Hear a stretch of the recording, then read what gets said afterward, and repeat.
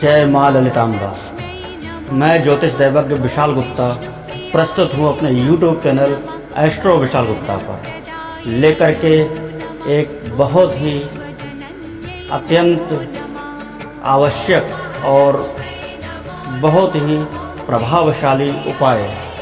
यह उपाय आपके व्यवसाय में आ रही आर्थिक तंगियों को दूर कर, व्यवसाय में आने वाली समस्त बाधाओं को दूर कर आपके व्यापार को गति प्रदान करेगी, उन्नति प्रदान करेगी।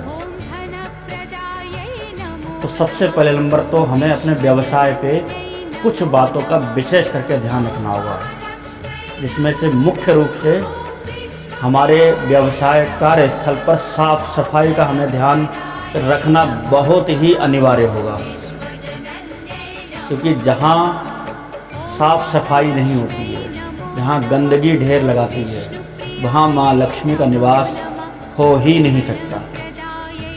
तो सर्वप्रथम हमें अपने व्यवसाय स्थल पर इकट्ठा हुआ कूड़ा कचरा और कबाड़, जैसे कि बंद घड़ियाँ, खराब बल्ब, खराब ताले, टूटी फूटी मशीनें और टूटे फूटे कलम, पेन इत्यादि, इन सब यंत्रों को, मशीनों को और पदार्थों को यदि हम कबाड़ के रूप में इकट्ठा ही करते रहेंगे तो एक दिन हम कर्ज से दबते चले जाएंगे और हमारा व्यवसाय क्यों उन्नति नहीं कर रहा है यह हम जान भी नहीं पाएंगे।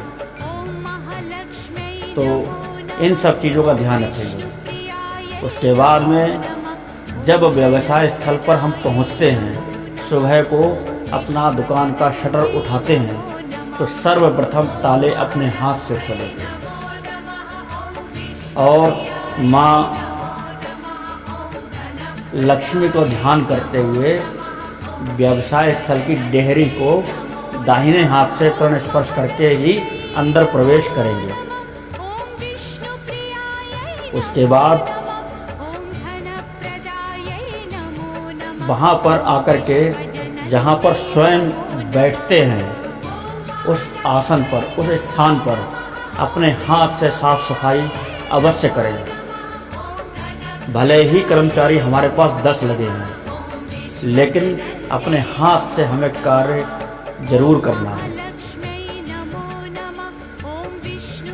उसके बाद अब आते हैं उपाय की तरफ। तो उपाय में सर्वप्रथम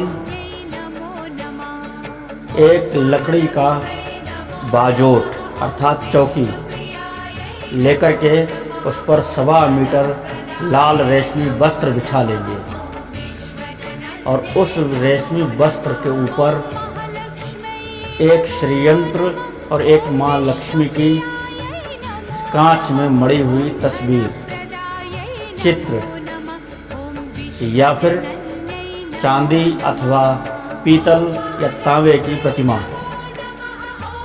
लेकर के उनको स्थान देंगे उस चौकी के ऊपर। अब कमल गट्टे की माला, गुलाब की धूप, गुलाब का इत्र, इन पदार्थों को लेकर के खीर भोग के लिए और गुलाब की धूप बत्ती लेकर के बैठेंगे। तो गुलाब के इत्र से माँ लक्ष्मी के लिए रुई में डुबो करके सुगंध अर्पित करेंगे। गुलाब जल से माँ लक्ष्मी को और श्री यंत्र को स्नान कराएंगे। लाल रोली से तिलक करेंगे। अक्षत चढ़ाएंगे, साबुत अक्षत, और उसके बाद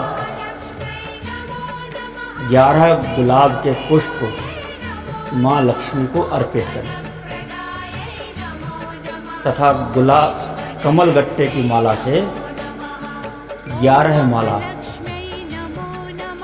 श्रीं श्रीय नमः मंत्र एक बार फिर से ध्यान देंगे।